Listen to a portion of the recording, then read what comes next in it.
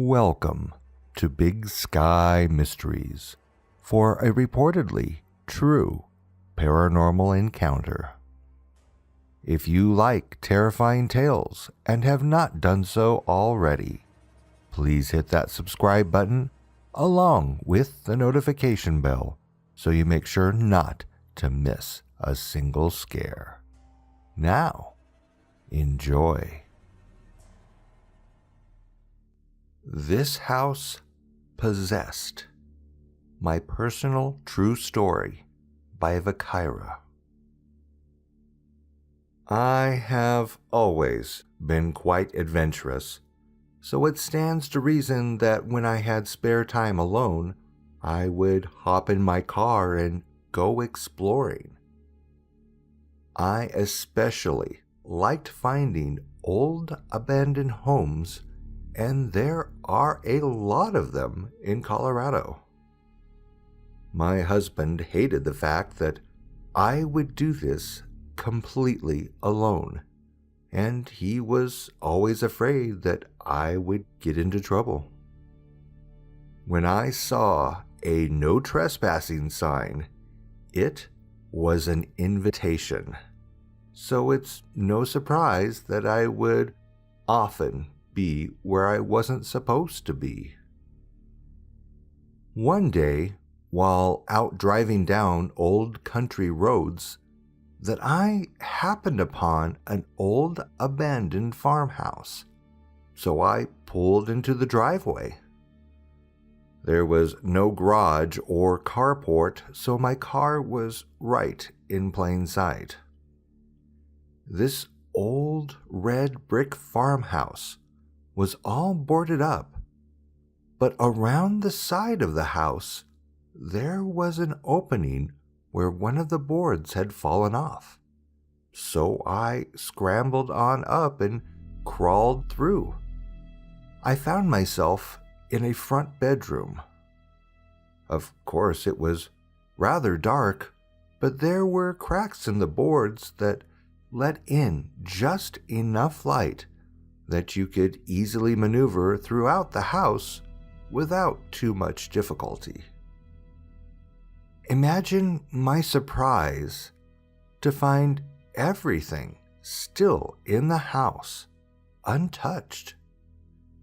Near as I could tell, it had been empty since sometime in the 60s, so had been sitting in this condition for at least 20 years.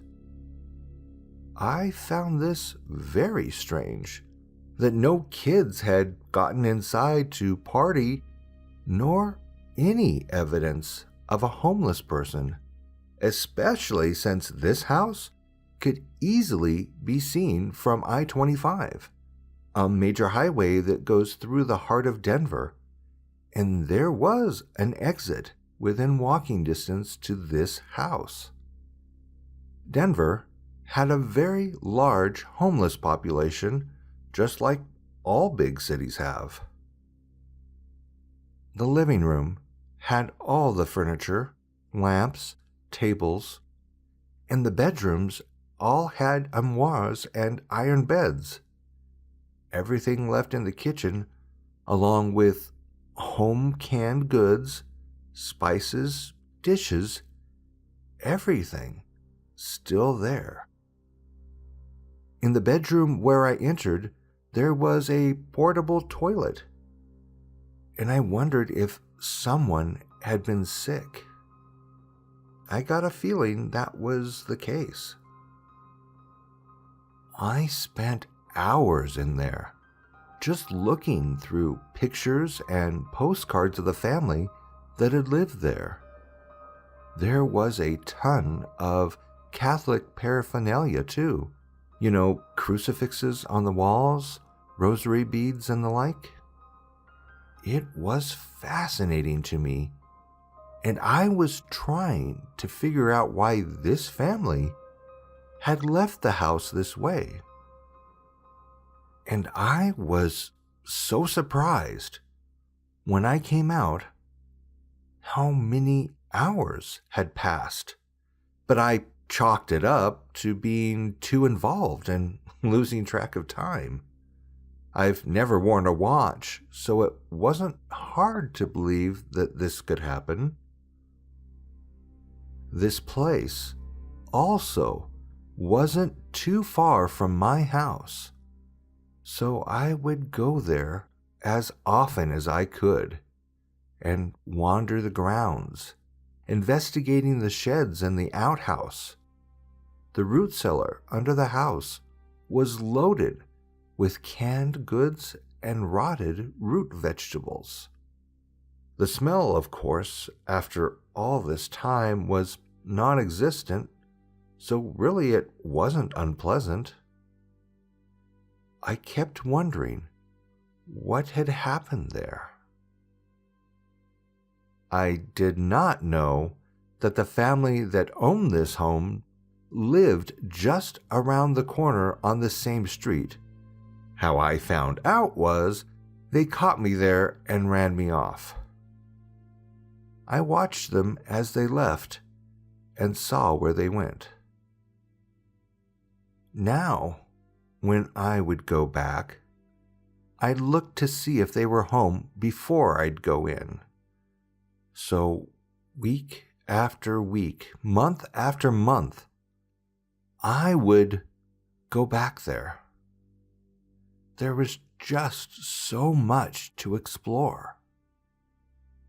Time after time, they would catch me there again and again and always run me off. I always wondered why they never called the police on me, but they never did.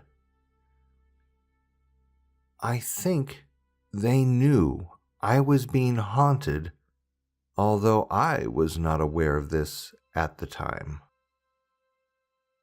Later on, after I had been exploring for a number of months, I began to find myself there with no recollection as to how or when I had gotten there.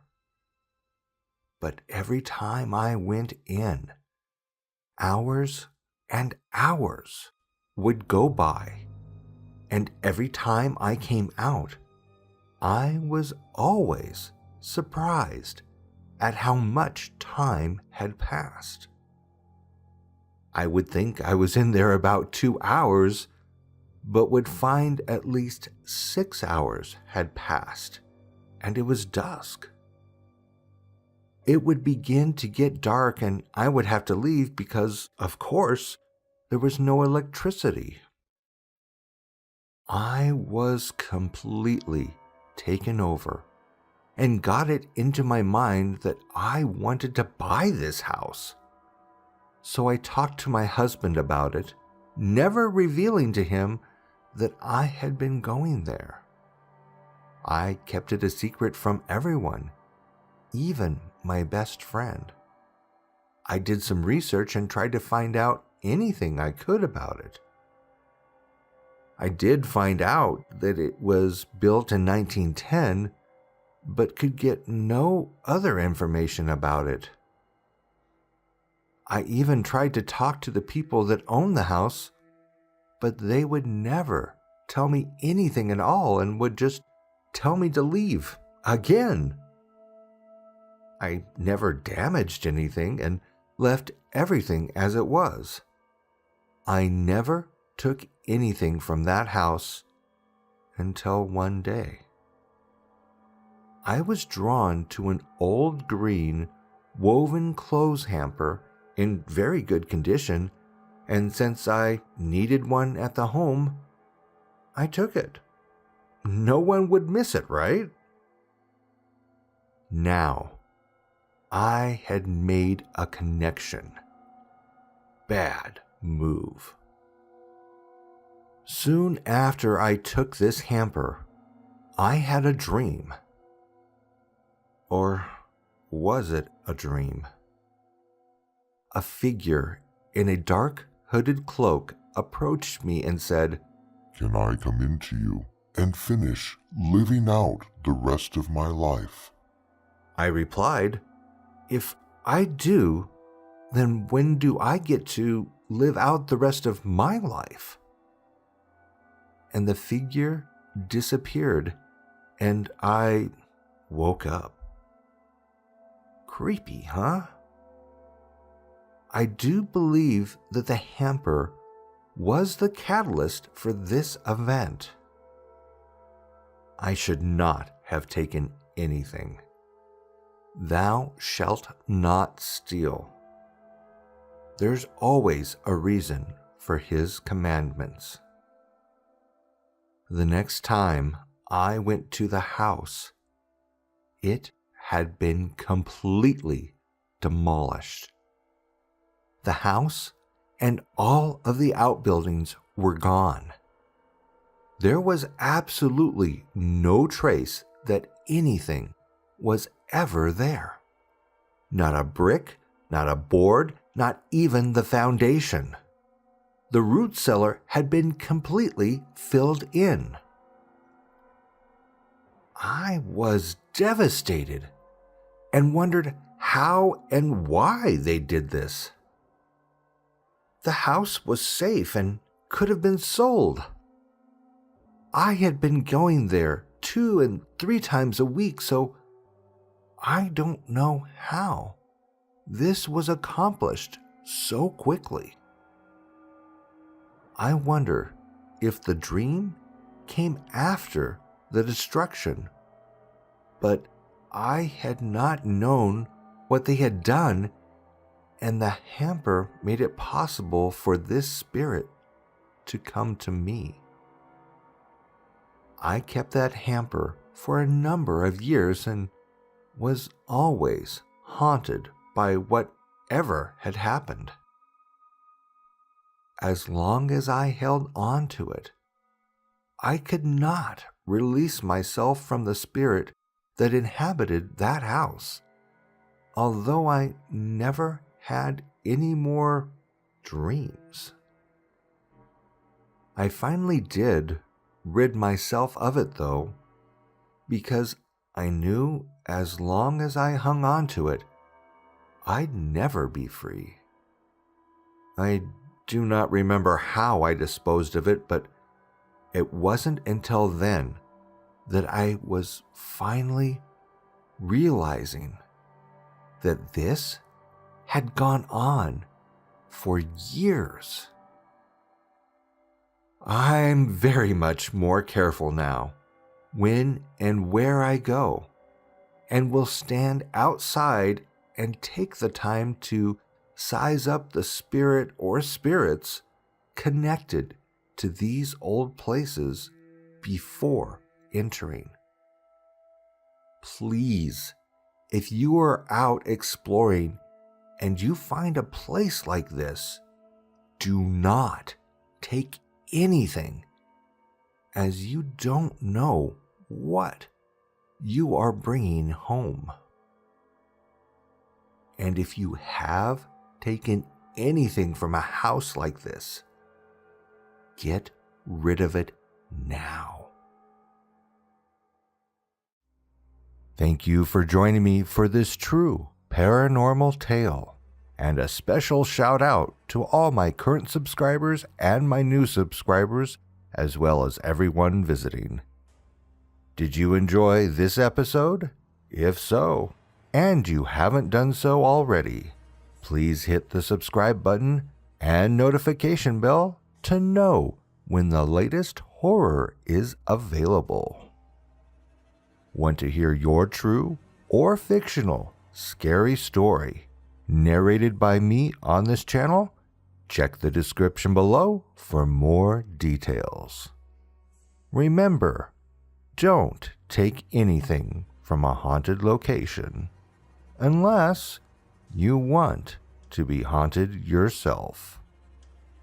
I'll see you in your nightmares. Good night.